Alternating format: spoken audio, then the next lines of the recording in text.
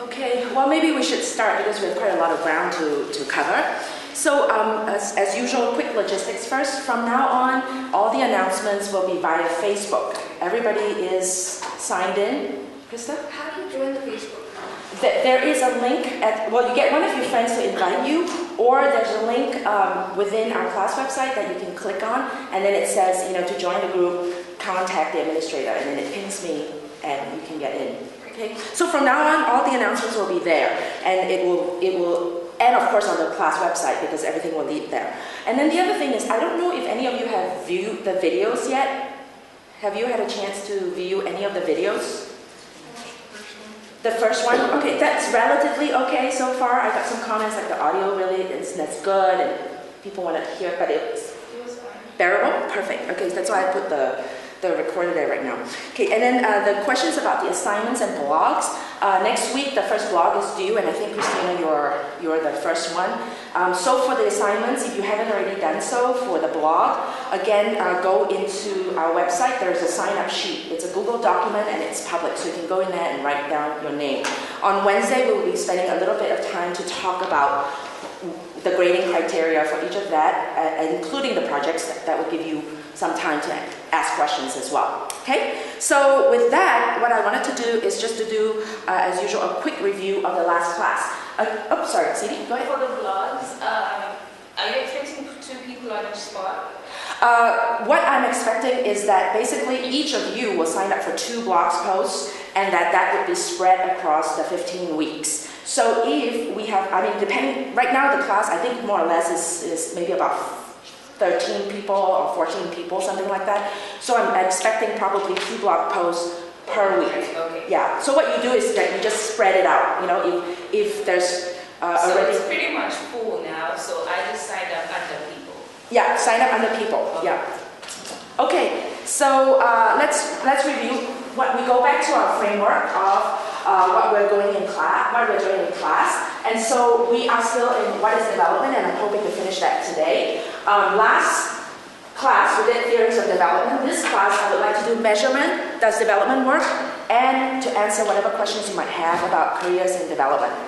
So last class what we did was we plugged in all these theories, right? And there's probably more and more and more and more. These are just a lot of buzzwords within academia especially, and also sometimes in industry. What we tried to do during the class, as a class, was to make sense of these theories, and we kind of tried to group them into a totally very simple framework from market to state, people that are very pro-market and people that are pro-state or people, and all the debates that we have today about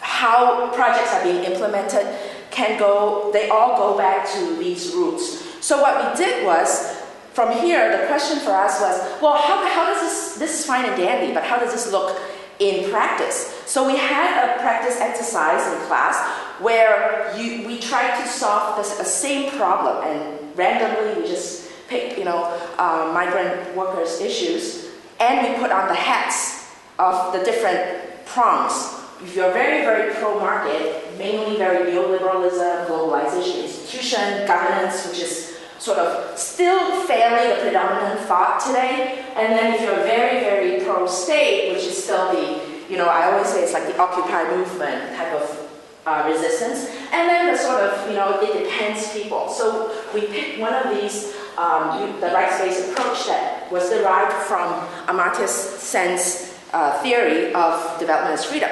So what happened was that, interestingly, right, based on the same problem, you guys came up with project activities that were totally different based on your belief system.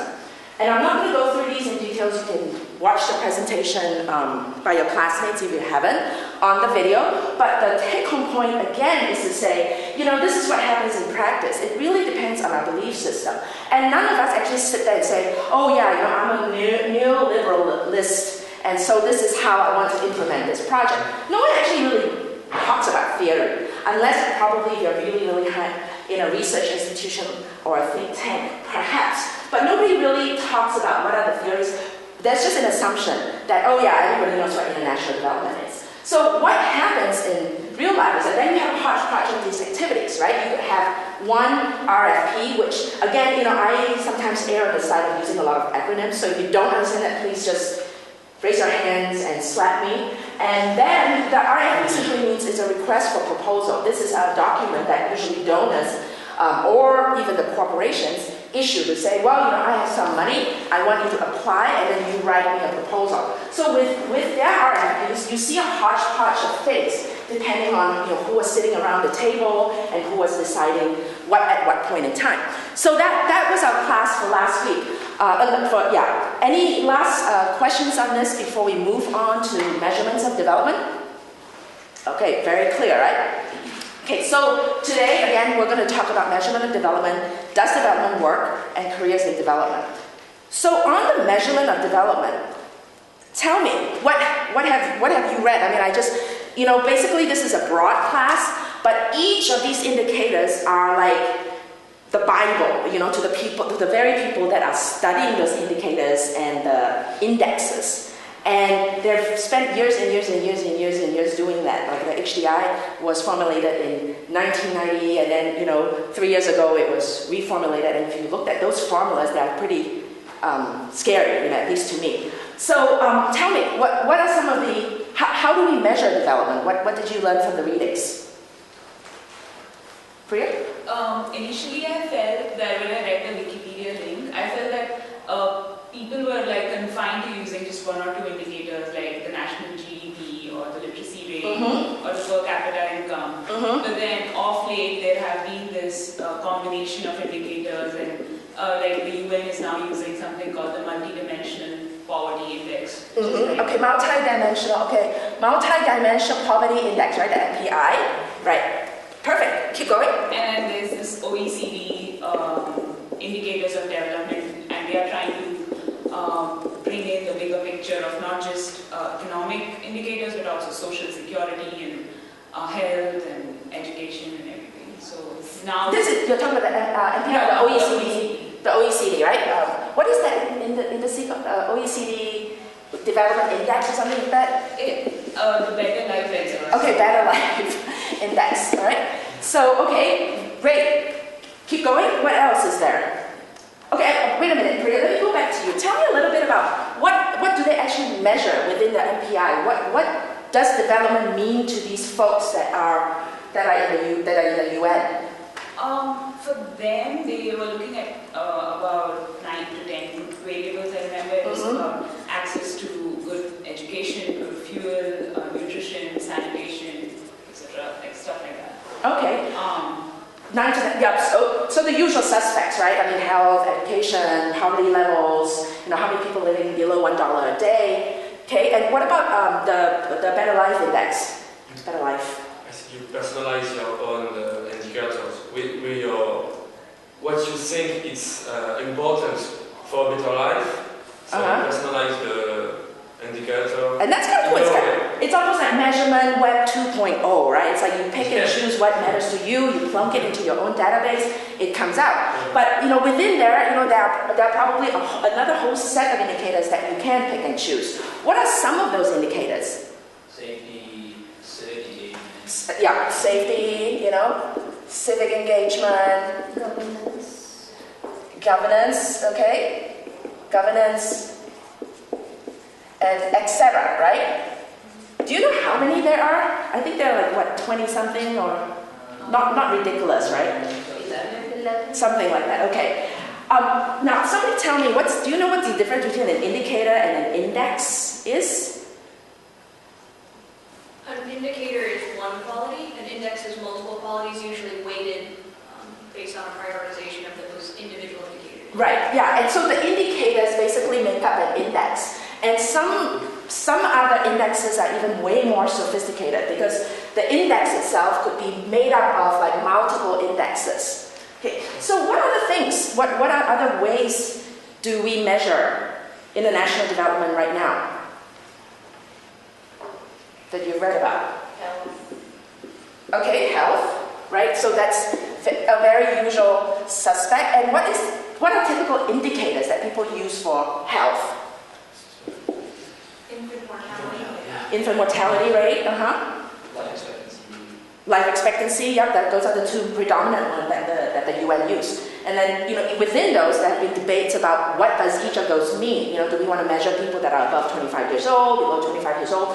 So just know that, when we step back, this is, again, an art and a science in itself with layers and layers and layers of history. Okay, anything else? What about the HDI, right? The Human Development Index. Heard of that? What? Life expectancy, years of education, and GDP per capita. Right. So they talk about health, right, which is in terms of life expectancy, and then education, and some kind of income criteria, right, like a standard of living. Tell me a little bit more about the HDI. Who came up with that? What's the history of that?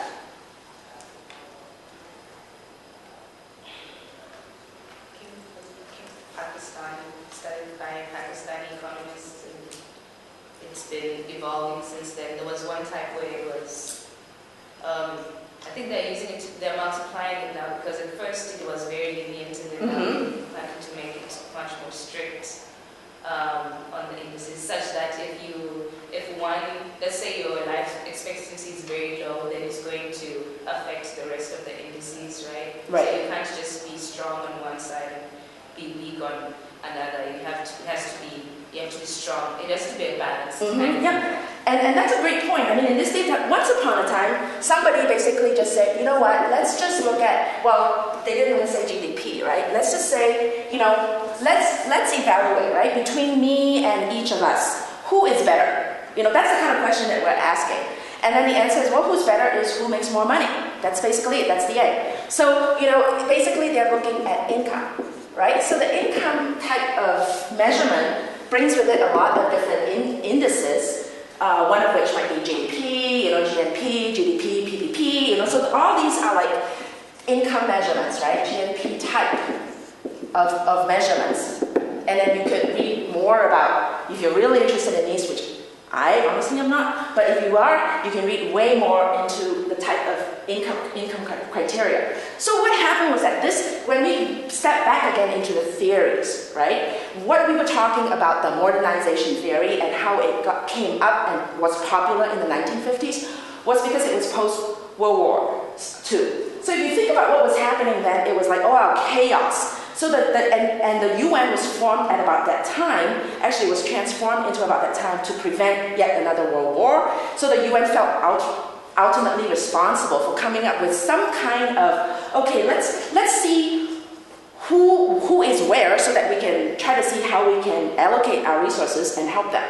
So what they did was they essentially, partnered a lot with the banks, because banks were predominantly the major players at that point in time, lending a lot of money, and came up with a lot of the income type of ranking. That then, and then because of that, well, it's sort of the symbiosis with the development theory of modernization, right? Remember in the 1960s, it was all about make more money, and then the banks were lending money, that was modernization theory 101. And then at some point, right, when you move up in history, in the mid-1970s, again, what we learned through last lecture when we talked about the theories is that, 1975, nothing seems to be working that well. In fact, Africa seems to be going more and more into debt, even though we have been pumping in a lot more money. What's wrong? And so you have these dependency people come up and say, wait a minute, you guys are just concerned about money. How can I ask the question of, am I better than you, or are you better than me? Who needs help? Simply just based on money. We can't. We need more indicators. So you see the UN coming up and going, okay, well, and in the early 1990s, the HDI was sort of developed with Amartya Sen and the Pakistani economists. It's basically saying, you know what, you guys just can't look at income. You've got to look at all these other things. And simply put, they wanted to simplify it. So they took 3 criteria. Let's just measure health, education, and income. And within these, they had their own indicators, right? What was health? Life expectancy, child mortality rate. Education was, literacy rate, and something else. And income was like I think GDP, PPP, whatever they were using. Then, so that was the sort of backlash to try to address these people. Again, you're seeing these kinds of same debates, right? Where the big corporation top-down folks, and then these are like, wait a minute, let's look at the little, more important folks. Then I guess as more and more of us got educated and more researchers came about, you had more and more of these indicators to try to make things a little bit more sophisticated, right? So that's sort of the big picture. Are we missing anything? Any major indicators that we are missing? I mean, I don't think it's major, but I thought it was interesting the Happy Planet Index. Happy, yeah. So it included an environmental component to determine how efficient you were at being happy. So two countries could be equally happy, but one can be much more efficient at it by having a smaller ecological footprint. Right, happy environment, right? So there's a lot of the new buzzword that came up with those theories that we were talking about. If you remember if we come back to these, it's all these, development freedom, rights-based approach, a lot of some of the indicators are on rights, security, etc. So yeah, on happiness, environment, did anybody actually read the happiness indicator? I mean, this is a serious thing, right? Which is the country that have actually implemented it? Bhutan. And did you read recently that the British Prime Minister actually wanted to tell us a little bit about it? I don't know about it. I just read that in an article. Yeah. He actually wanted to put happiness as one of the indicators in the British development aid, to a lot of backlash by the British public. But yeah, Bhutan actually did come up with a happiness indicator, and if you go onto their website of how they measure it, there are probably, I think, if I'm not mistaken, there are about 10 or 12 indicators about what makes a person happy. Happiness, emotional happiness, are they satisfied with life? Are they satisfied with their quality of life? Are they happy with their family? Is that kind of a measurement? Awesome point, Eric. Anything else that we missed? What about Millennium Development Goals? Tell me a little bit about that. I think they are these sort of 8 or 9 goals that have been established by UN for these developing countries to accomplish. It involves eradicating poverty, achieving good education, gender equality, child mortality, reducing child mortality. Right. But that's all I know about. That's all you know about that? Oh wow, that's actually, in practice, it's extremely painful. But yeah, anybody else to add? What is the Millennium Development Goal and why is it a big deal today? Sorry, go ahead. Because the goal time is coming up in 2015, and so people are now starting to, because they will not be met, the goals, and for many reasons, and put a lot of pressure on developing countries, there are a lot of critiques and so on, but now people are starting to think of the post-MDG framework and what to do and strive towards. Right, yeah, absolutely. The deadline is coming, and actually the deadline was actually just 2015 at one point in time, and they realized, that we're not going to meet that, so we'll just push it back. And interestingly, along the same lines as the divide between the board, the MDGs were initially created in a very top-down process, and the process to try to create a new set of post-2015 goals is trying to be more inclusive.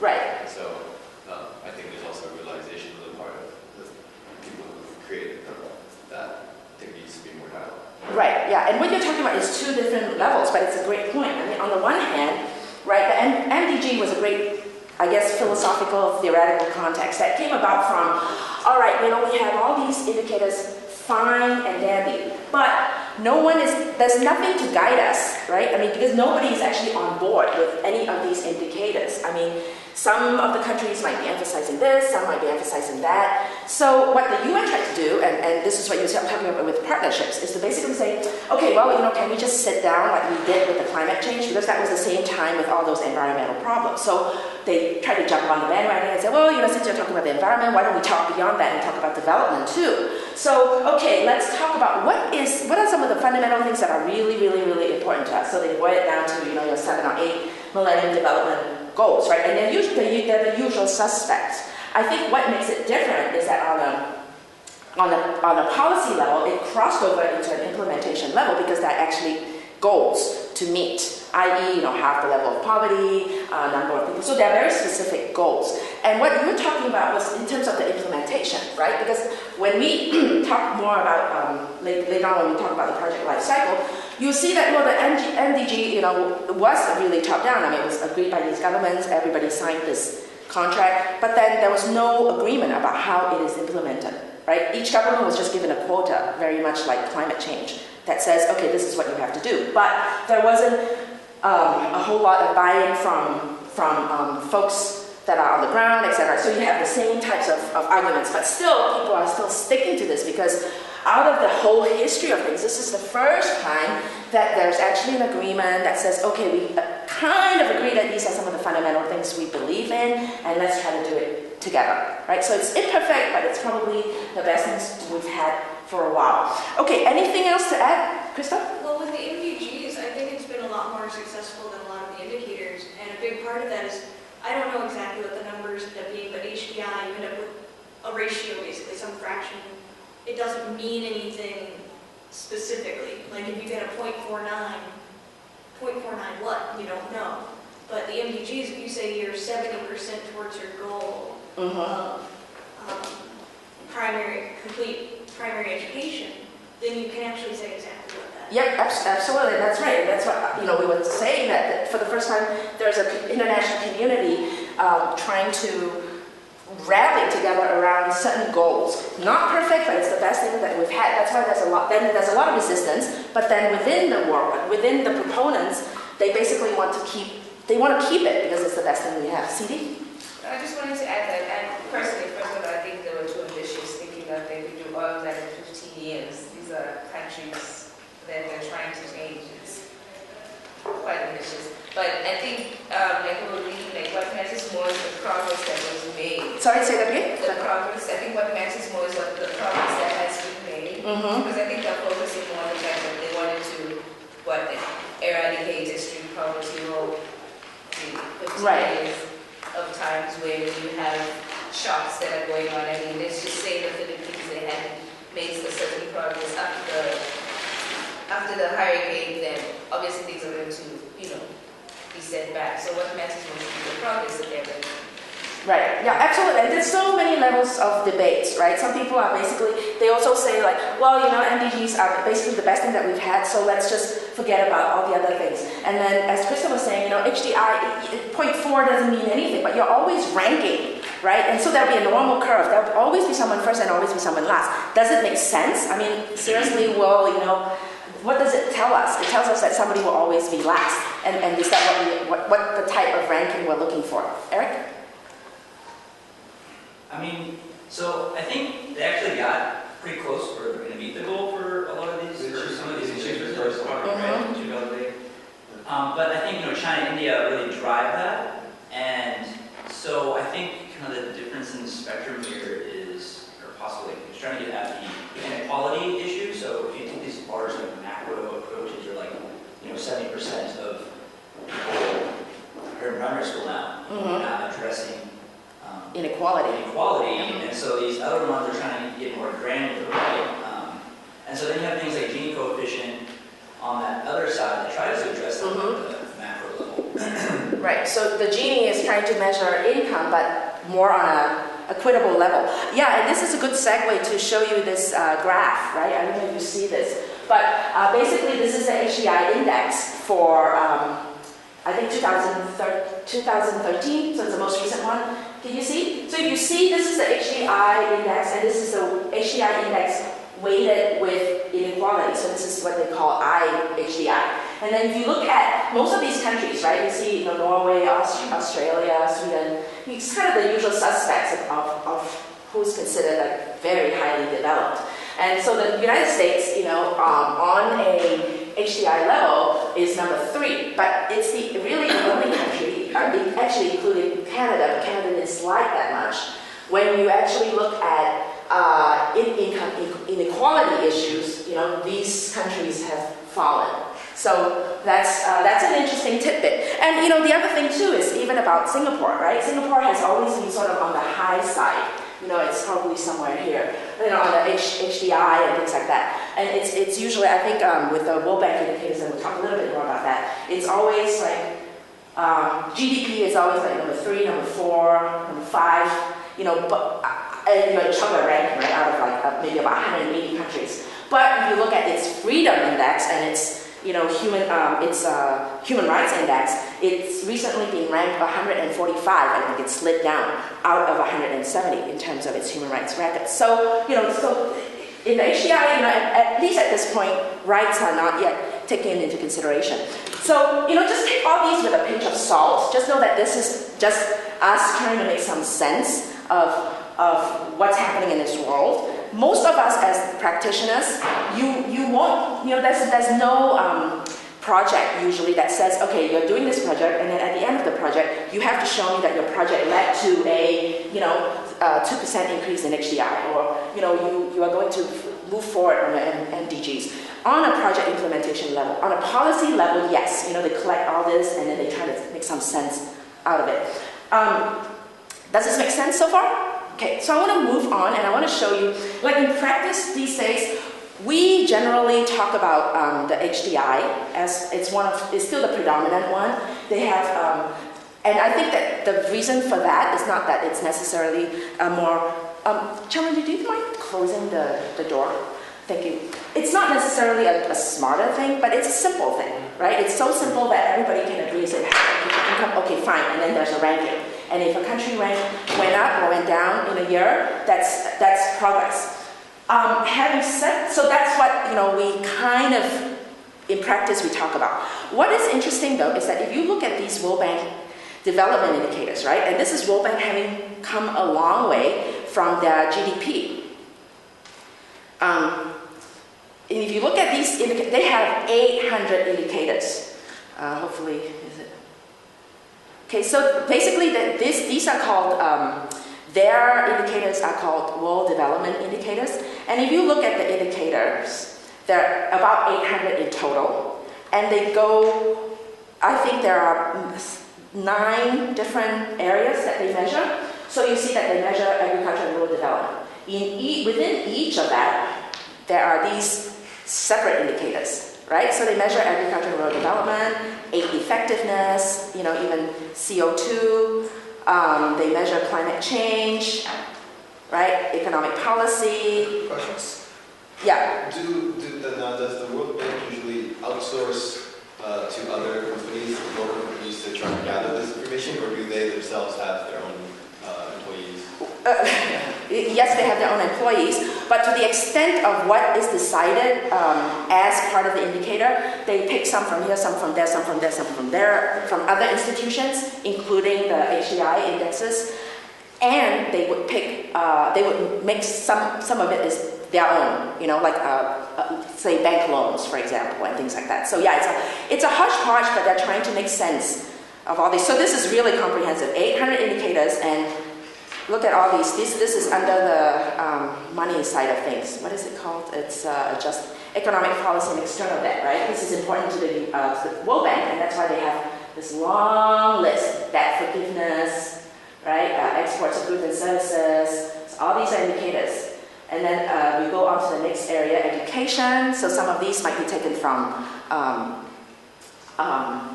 the UN. Some of them may be from others. Yes, Priya?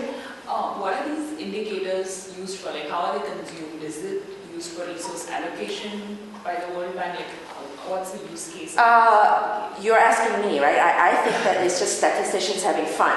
But I mean, the truth is that I think that there is some usage for it. People like us, when we do research papers, things like that, we do that. In terms of allocation of resources, I would say that yes, maybe some of that, to promote their reasoning for certain resources, but I think for that, a lot more of it has to do with, at least a little bit tainted more with politics. Yeah. But this is just to show the point being, you can have indicator after indicator, financial sector, right? gender indicators. You click on these, there are indicators of indicators. So, it's a whole bunch of things. Infrastructure, and this is what you might be interested in because there are certain ICT things that are interesting, right? ICT goods, right? So when we look at what the World Bank, or at least what the industry is measuring, what is successful ICT projects, right? At least the World Bank is looking at things like that. Goods imported, goods exported. That's why there's a lot of emphasis on also local industries. There are things like mobile cellular subscriptions, and there's a whole bunch of some other things. And then we will learn later on when we talk about ICT that there are some ICT proponents that have come up with ICT-specific indicators, right? Number of people on the internet, a number of new users per month as a group, things like that. But by far, just know that under the ICT umbrella, most of the things fall under infrastructure with the World Bank.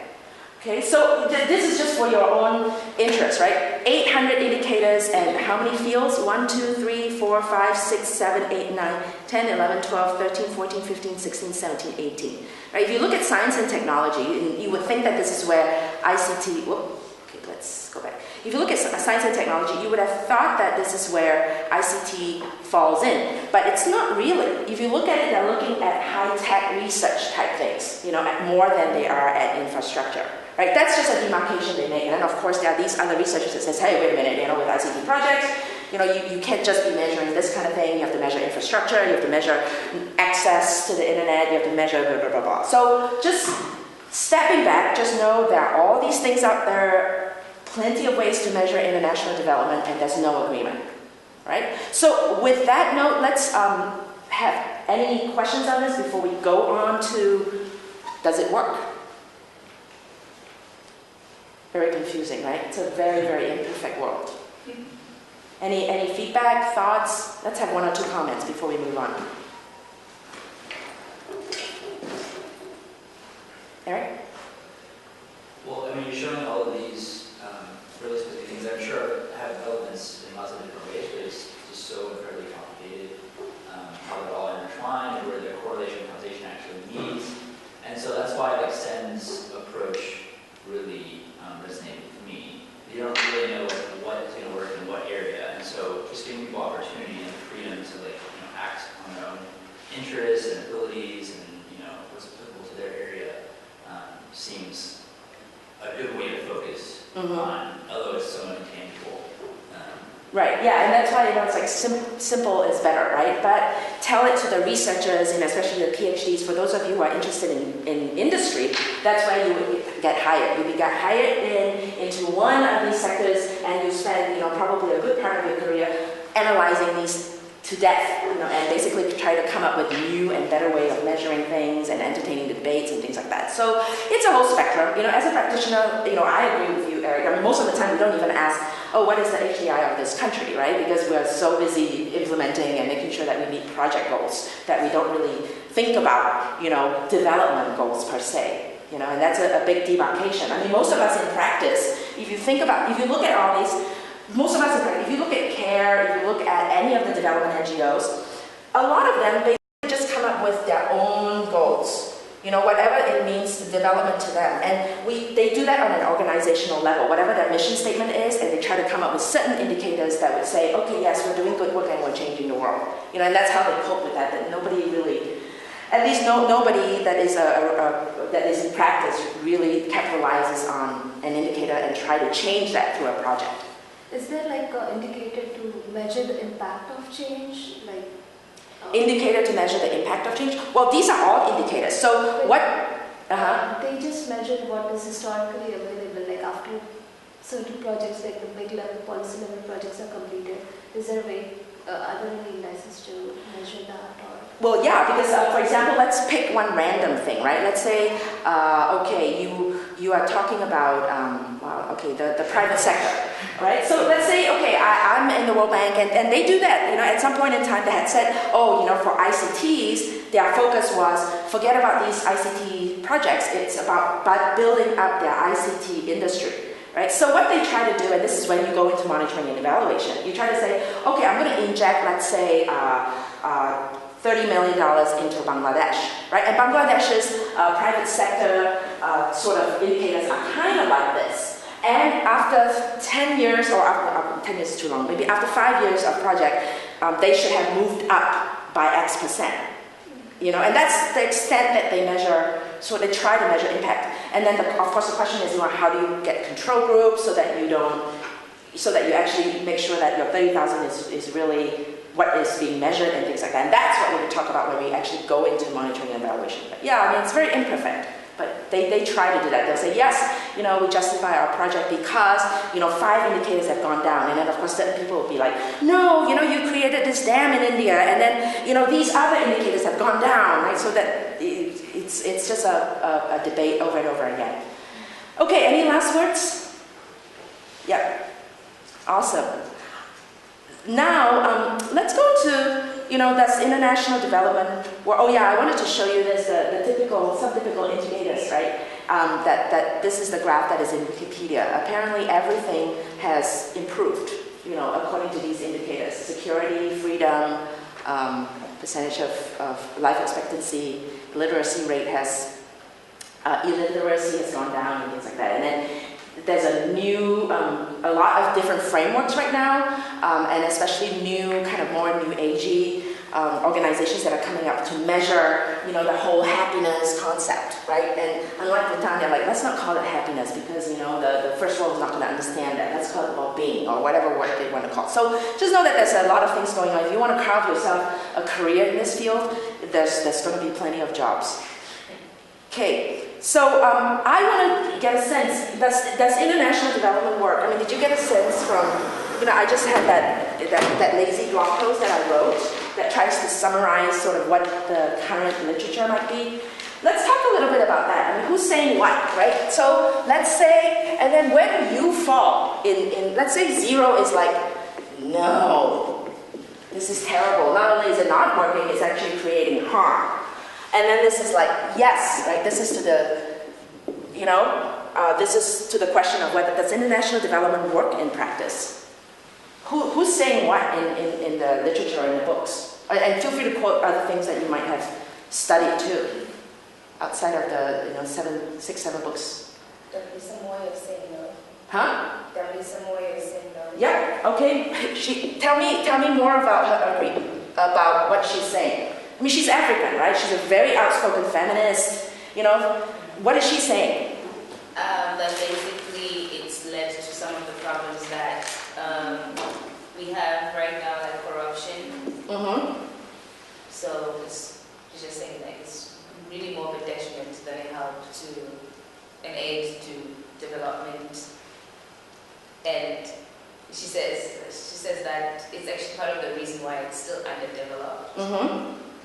I mean, I don't know all of her arguments, but I think part of what some people tie to that is that it's kind of back to the colonialism mentality that it makes people more dependent. Mm-hmm. You know, it's creating dependency that more than it's creating progress, and it's not allowing, what's the word, people to be innovative or find our own ways to get out of the trouble, because we know that things are going to be pumped, the money is going to be pumped in one way or the other. Right. Yeah, great. Yeah, so she's basically saying, no, would you rank her at a 0, or is she a negative, or? I'll leave her at 0. Okay. We'll leave her at 0. Okay. Probably more than negative side, but I'll just leave her at 0. Negative 1, 0 to negative 1, yeah, something like that. She did say it's actually leading to underdevelopment. Yeah, she's like, you know, even worse, right? I mean, first these colonists come in, they strip us of our resources, and now they're using this international development as a facade to strip us of more. So that's sort of the gist of her, you know, argument, and that makes sense. I mean, and this is great because you are hearing voices from the ground. And what's interesting for me, right, whenever I come back to the US or I'm in an EU meeting or whatever, there are these proponents that say, yeah, of course, you know, it's kind of working, it's not that great, but, you know, it's not that. And then you actually go into the field and they're like, oh my gosh, you know, I don't know, it's like peanut butter. Okay, who else said what? And give me a ranking. Bill Gates. Bill Gates. Perfect. Okay. Where is he? Yes, but It's difficult to say it's yes or yes. Yeah, so what is he, an 8? You think he's an 8, he's a 5, he's a 6? Bill Gates. Okay, so what does he say? Bill, did you say 6? Maybe, okay, 6 is okay. Okay, 6 is okay. All right, so he's saying, yeah, I think it worked because, right, and this is interesting because of the new article. I don't know if you saw my posting on the ICT groups. It's about Bill Gates saying this exact, yes, I posted a reading that just came out. What's his argument?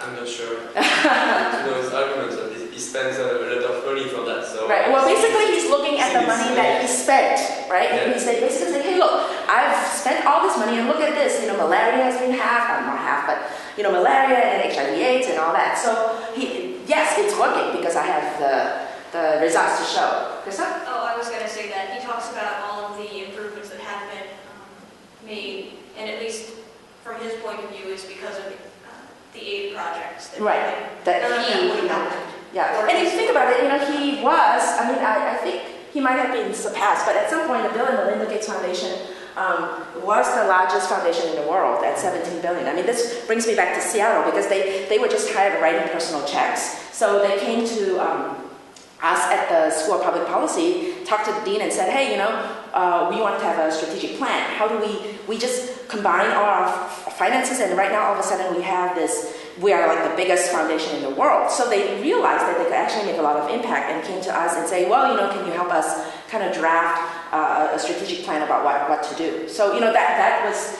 probably in 2000. And so at this point in time, they're saying, well, you know, we're focusing on all these things and they've worked. Yeah, who else? Sorry? I would say Jeffrey Sachs. Okay, perfect. What does he?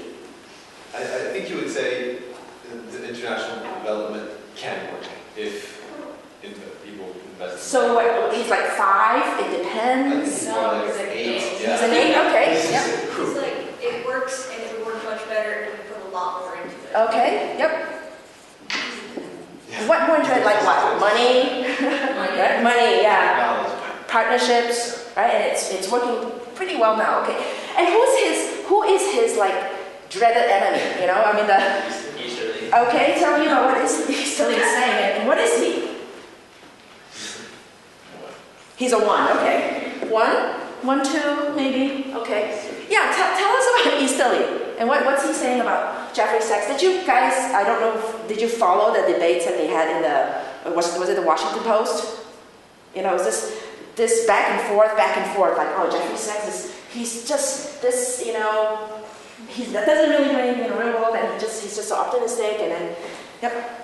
I don't know about his whole argument, but what I do agree with is that they basically assume that they know how to do development, and the whole top-down effect, and it's not really asking the people. Okay. So it's not just about pumping money, like Jeffrey Sachs is saying that, and then it will work.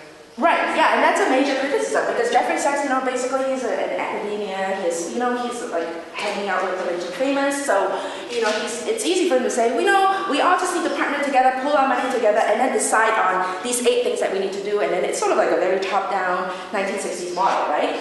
And then Easterly, okay, so he's saying, well, you know, a lot of the international development work, you look at what's happening on the ground, doesn't seem to be working, right? Because he did a lot of research on the ground. So he's basically saying, you know, look at the local context, right? And most of the time they are not working because of a variety of reasons, one of which is it's implemented top-down by folks like Jeffrey Sachs, equals UN, equals politician, equals World Bank.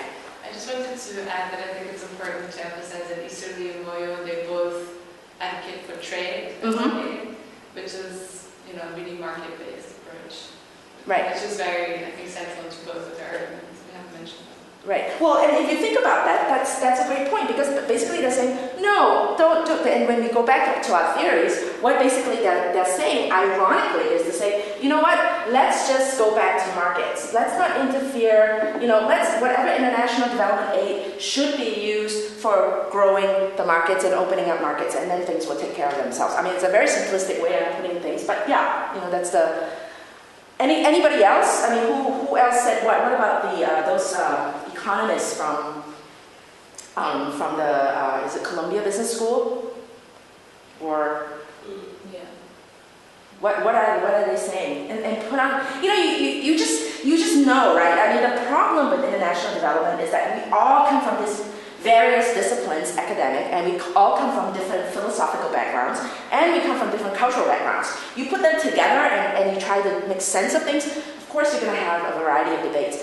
So, were the Colombian, I'm really bad at remembering names. Yeah. The Columbia Economics, were they the ones who... they're not Colombians, they are... Yes, sorry. University. Yeah. The ones that were saying that the free market is a myth and that developed countries are still using protectionist policies. Okay, where would you rank them? I think it's Hubbard or something like that. Hubbard, right? Yeah. Where would you rank them? They would be like better than Italy and... I'd say they almost take it onto a different scale. They'd say we don't even need to talk about aid necessarily, we need to talk about the trading system. The markets, right? So basically, they're at this point, maybe, I don't know, Hubbard, maybe 1, 2,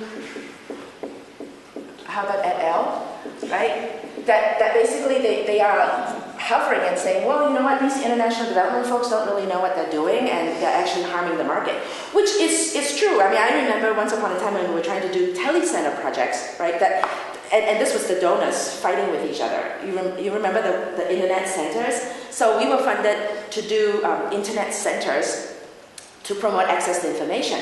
But the very, very strict, so, the proponents, the more social people would be like, yes, information is a right, access to information is a right, and access to internet is good, and promoting that is great. Then the economists, and they might make sense, they're basically saying, well, you know what, you are disrupting the local markets, right? These internet cafes could be opened by the entrepreneur, but they can't, your entrepreneurs on the ground, but they can't compete with you because you guys are free. So you are essentially kind of ousting them out. Where's the balance? What about people like Farhala who say that if you allow the private sector to invest into these...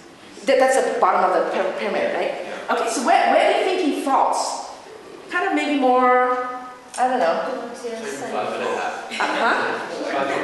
5.4, okay, perfect. So he's still pro, but he's like, Prahad, right? P-R-A-H-A-R-D?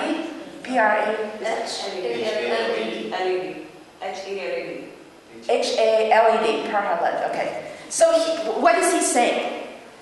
That if companies and private sector was willing to make an effort to target the people at the poorest of the poor, not only would the private sector be able to make a profit, but the people at the bottom would also benefit.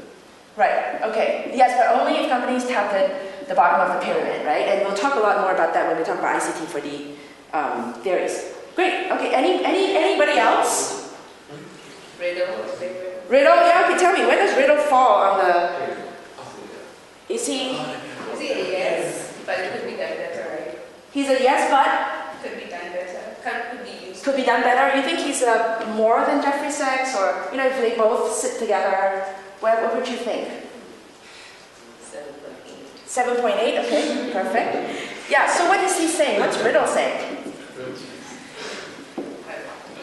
I actually haven't read Riddle's arguments. It's just from the summary of the blog that he's more of a yes person, but it could be done better. And it was striking because it's kind of what we agreed on when we did our little exercise also that. Yeah. So, and Riddle is the more implementing guy, right? He's the one that says, okay, let's forget about these philosophical arguments about what works. Let's look at the indicators and let's see what actually happens on the ground. So he got all these reports, right? So apparently the book that he wrote is the most comprehensive because what he actually got was all these reports from the World Bank, from donors, etc., and sieving through them and looking at whether or not they worked. Right? And so he came to the conclusion that, when you look at all these reports, the projects, at least on a project level basis, things seem to have worked. So that's why he's a 7.8. Then, of course, people are telling him, you know what documents are you reading? You're reading these donor documents. Are they ever going to say, oh my gosh, this project actually really sucks? And, they're not going to say that. So, of course, you're going to come to this conclusion. Well, that's the critics, but we won't go into that. Yeah. Anybody else?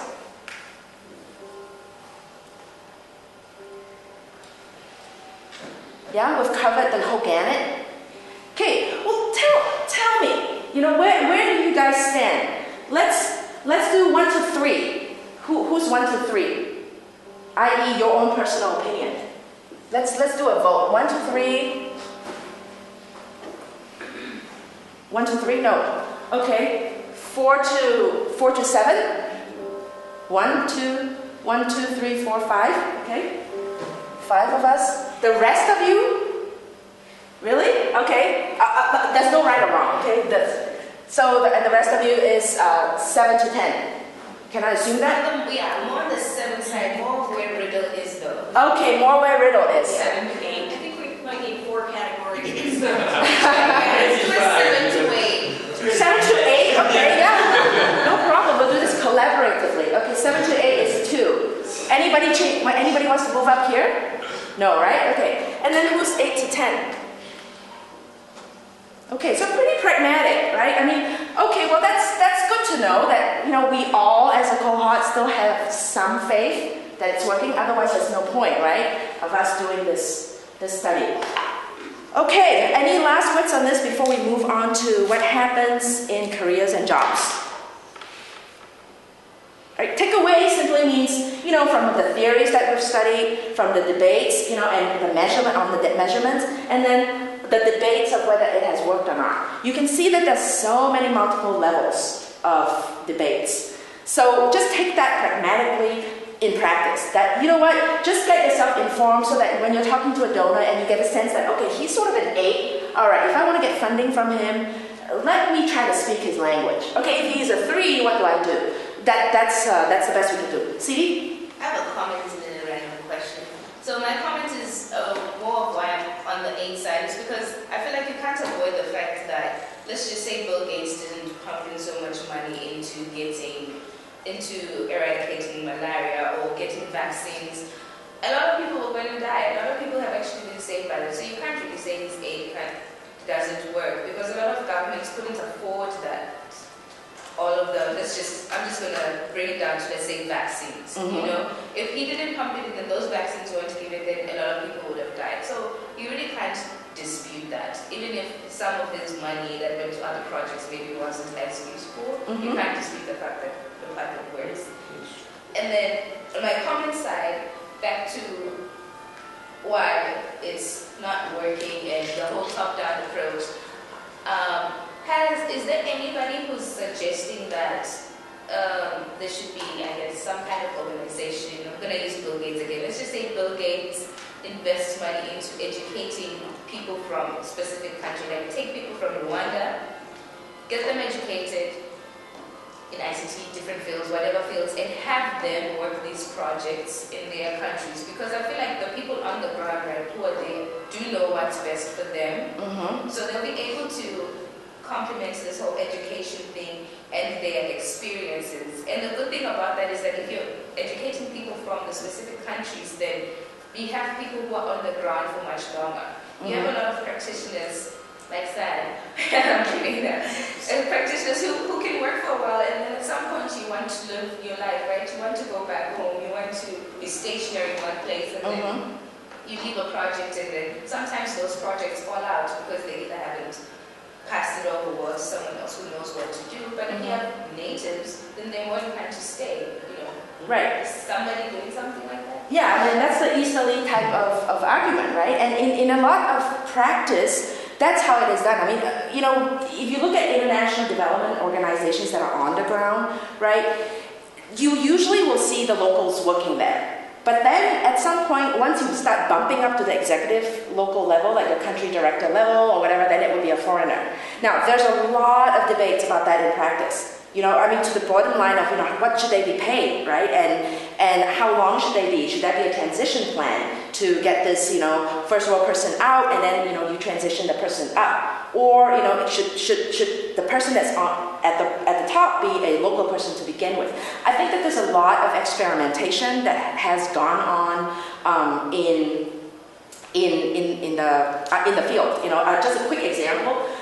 when I was with CARE, right? CARE was actually one of the first NGOs that are fairly progressive. Everybody knows CARE International. And I was in Thailand in the late 1990s. And for those of you who know, before the economic crash in Thailand, Thailand was sort of a fairly developed country. I mean, people who go to Thailand would say it's not developing, and there's a lot of local resources. So CARE did this experiment of going, okay, well, we really want to transition everything locally. And they tried to do that from a policy angle. They tried to register it as a local NGOs, and they tried to have local people run it. And so the compromise they had was they got a Thai person who had grown up in Thailand, but then did his studies in the U.S., going back to lead it. Did that work or did that not? I mean, yes, because right now it is still a local organization. It's called Raktai. They're able then, as a local organization, to raise funds. I believe they're completely local now in terms of staffing, but in terms of governance structure, they are still tied into the secretariat. So this is just one example out of many, many of how we wanted to do it. I mean, when I was running Microjustice, there was a lot, which is a Netherlands type of organization, there was a lot of discussion about the board, right? Because we got funding for an access to justice project in Uganda. The question would be, well, who would you hire as your program manager? Do you want to hire someone from the first world, or do you want to hire a local person that the capacity might be a little bit lower? And we debated this to death. And finally, the model that we settled on was we would hire a local program manager, but then we would have a consultant go in there, actually me go in there for 4 months to train them, and then to go out, and then to kind of, over 3 years, decrease that training. Does that work? Does that not work? Yes, but, right? So I think that, it is a good point. It's about really capacity building, training of trainers, and that's why even the MDP program came up, right? The MDP program, which our colleagues are from, are basically saying, all these development folks that are going in, they come from these various disciplines, and most of them are actually from the first world. Why don't we design a curriculum that is truly a mix of all disciplines and that is relevant? And then there's a lot of emphasis on, getting people from developing countries to be educated under the MDP program. At the same time, MDP is funded by the Rockefeller Foundation. So those of you who don't know, this is about the criticism about education, right? It's so white, it's all top down. Then Rockefeller basically said, no, I keep saying Rockefeller, no, MacArthur basically said, you know what, this is not really working. Let's introduce this Masters of Development program to 20 universities around the world, and these 20 universities are going to be both north and south. And at the same time, we will want to have exchange programs so that people could be better in addition to the curriculum. So yes, in a long run. Okay, on that note, let's talk a little bit about careers. Tell me in 1 or 2 or 3 words, what are some of your career aspirations? World Bank Index Analyst? Just shout it out. Don't know? Marry a Thai woman? I mean, I've honestly got a lot of my Caucasian colleagues, especially men, going, I've heard that Asian women are the best and Thai is better than, so can you get me a job there? Which I did, and one of my good friends right now that I met in Seattle is actually have been happily married for 12 years now and has a son in Thailand, not coming back. So, but what are some of your career aspirations? Being married. Be married? Yeah, I mean M&E, like M&E? impact analysis. Okay. Yeah. That's a big field, and it's becoming more and more nuanced by sector. Anything else? How many of you don't know? Okay. How many of you have top 3 things that you want to do? I want to do some quantitative analysis, like the indicator data that you showed, right? All the statistical data, like properly analyzing all of that. Oh, you're going to be one of those people. Okay, and that's awesome, right? Because the international development world is huge. You can come in there from a variety of angles. Let's just plot some simple frameworks, and then what I want to do is to actually get you guys to ask the questions. So, the whole international development field is huge. And then the international development at ICT4D field is very much matched. ICTD is not necessarily separate. So you can come in from a multilateral perspective. So multilaterals are things like, your UN, anything. What's a multilateral?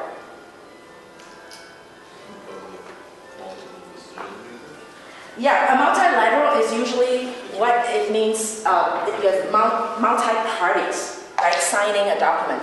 WTO, all these big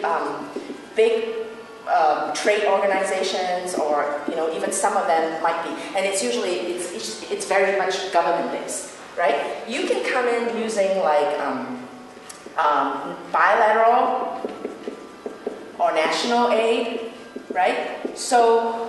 And this is on a country level. So who is the funding mechanism in the U.S.?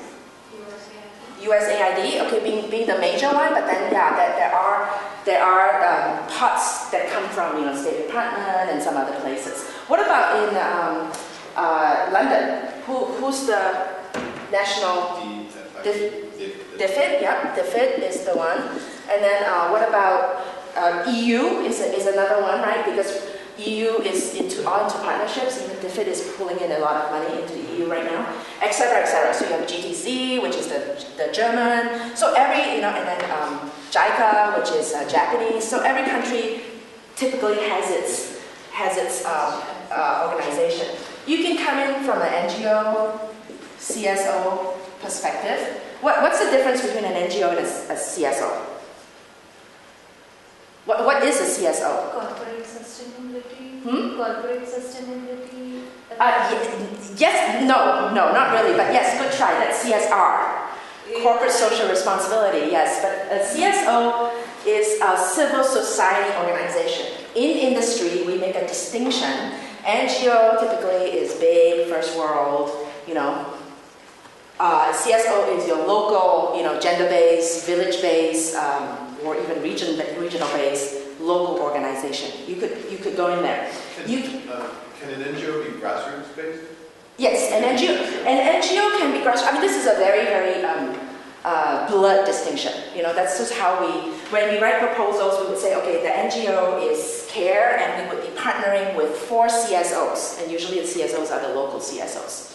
You can come in there from, the banks, right? And the banks really is kind of a multilateral sort of thing. So there's the World Bank, right? There's ADB, there's Latin American Bank, and then there's a whole bunch of smaller banks. And then you can come in from the private sector, right? And this is where the CSR, the sugar component comes in, right? Most of the time, we're talking about a company that has a CSR component that they channel money out. And then you can come in using private foundations, right? And then, with the private sector right now, there's a big social enterprise side of things. Even with NGO, there is a lot of social enterprise, because as a social enterprise, you can say, well, I want to do this app, right, for low migrant workers, and then I'm going to register myself as an NGO, and that's how I'm going to contribute, or vice versa. So, there's probably a lot more that I'm missing out, but that's, academia and think tank. Academia and think tanks. Right? So that and then when you combine it with the ICTD side of things, it's still essentially the same. And private equity, where does that fit in? Sorry? Where does private equity fit in? Private equity? Yeah. I'm guessing by private equity you're talking about the private sector injecting, injecting, like if they're investing money, like they could be. Oh yeah, the banks could invest money. Not like a loan though, not thinking a loan. Well, they actually do equity investments. Oh, they do? Yeah, okay. They do. But yeah, we're mainly talking about your capital managers. Yeah. Right, capital. Yeah, they do that as well. A lot of times they go in and they fund local organizations. Anything that I've missed? What did you write between CSR and capital venture? Social entrepreneurship? What's the difference? No, I just. Oh, okay. Yeah. Thanks. Any other things to add? Any questions about this? This is just an attempt at, to sort of your entry into international development. Okay, so on this note, let me give you a couple more frameworks, right? This is one way to think about it. Another way to think about it too is really about your culture. You could think about, something that is top down, and some people like that. The researchers, the people that actually do policy work, right? Or it could be more implementation, which I loosely called, I don't know, I wouldn't even call it top down. Let's just call it policy versus, on the ground implementation. Their size, big and small, right? And in every one of these, you see this. Could you write them middle down? Huh? Could you write somewhere in the middle? Right somewhere else? Okay, maybe here. So a framework might be, right, you look at policy versus implementation. So we're talking about, and this is a scale, right? Because you could be a regional implementer, you could be a local implementer, you could be a LIP implementer in a village itself. And then you could look at size, right? Something that is small. So a really, really, really small policy think tank, for example, or a huge, right? And then you can map any of, a lot of, each of this would have different entities, right, that would fall somewhere within the gamut. But it is important for you if you have a choice, to figure out, are you a big type of person, like 57 levels of bureaucracy at UC Berkeley doesn't perturb you? Or do you really like the small social entrepreneurial startup mentality where, or somewhere in between? Do you like doing top-level policy work, or do you like being an implementer? That's another framework. A third framework to think about, and I want to take questions after this, is to think about the level of implementation, right? Here usually is headquarters, and that is your first role mainly. Sometimes the banks might be based out of the big cities within the continent, right? And then you have regional levels. And then you have national, and then you have local, right? So these are just frameworks for you to think about your career. You can go in a variety of ways. Now with that, what I want to do is just to answer your questions, because there's so many things to talk about this that I don't want to go off track. Is any curiosity about any particular sectors? Actually, enough to answer your question, back to that, what would you suggest for your initial step into development? So we've been to school and we don't have much experience, right? Would you say that it's best to start from a smaller organization where you'll have somebody really focus on you, or you are big where you have a lot of experience and use a lot to learn? What would you say as a What do I suggest? There's the me when I'm 40, which is right now, which is, new agey, follow your heart, follow your culture. If you like this organization, go with that. Otherwise you won't fit in, you won't do a good job anyway. If I put in the pragmatic hat, I would say it really doesn't matter. What matters is you just get in first, and then you do a great job and you get to know people. You get your name spread and all that. And so it doesn't, I don't think it matters that much. I mean, there's this thing, that people talk about, the big bilaterals. People who are not in want to go in. People who are in want to come out, because it's like, they cannot really make any difference. Sorry. You said in. To answer your question, do you mean, so you're recommending to get into a big multilateral or bilateral? I'm saying Just to get into number one, follow your heart, right? Do what's right, and then things will happen. B, it doesn't matter. Get the first thing that you can and just do that you love. Do a great job and network, because the networking side of things, 80% of the jobs are through networking. Yeah, is that? And then I was talking about the big bilaterals. Like a lot of people come in thinking, oh, I want to work for the UN, I want to work for WTO. But when they actually get in, they want to come out again. That's the people don't want to go in once, and the people who are in there like, oh God, this is like peanut butter, I want to come out. I was wondering specifically about ICT4D, because I think you mentioned it used to be more that all of these different entities had separate ICT4D kind of department or section, and now it's been more resolved and it's just becoming part of general operations.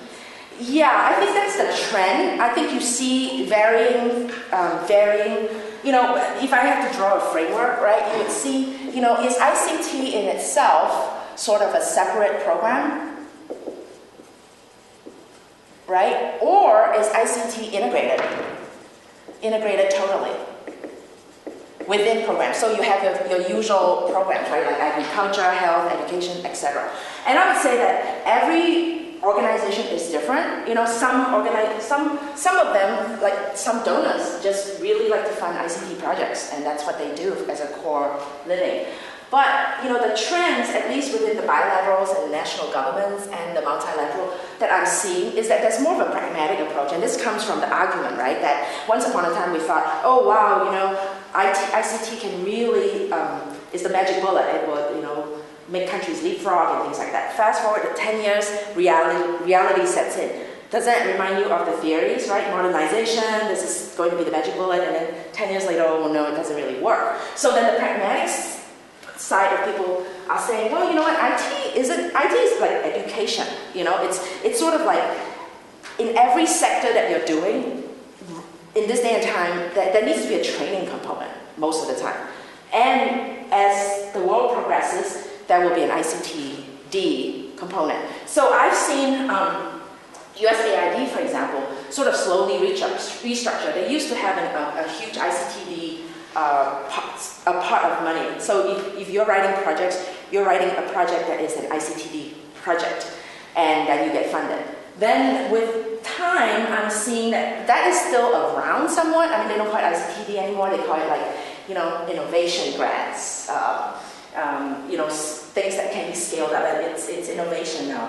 But with time, what we're seeing is that there's more demand, and the pots of money are flowing into the typical sectors itself. So if you're doing, say, labor, then it would be, okay, you know, you're solving this labor problem, and then what are some of the ICTs that might be able to enhance that program, which is sort of less of a magic bullet type of approach. Any other questions? Yeah, I was just going to say that the World Bank has an ICT specific group. I think it's mostly academic. They do a lot of research, and I think they inspire themselves from the work that some of the people here at the high school, I think. Yeah, for sure. Yeah, the World Bank is they do pride themselves as, you know, the policy folks. So yeah, there is a big group.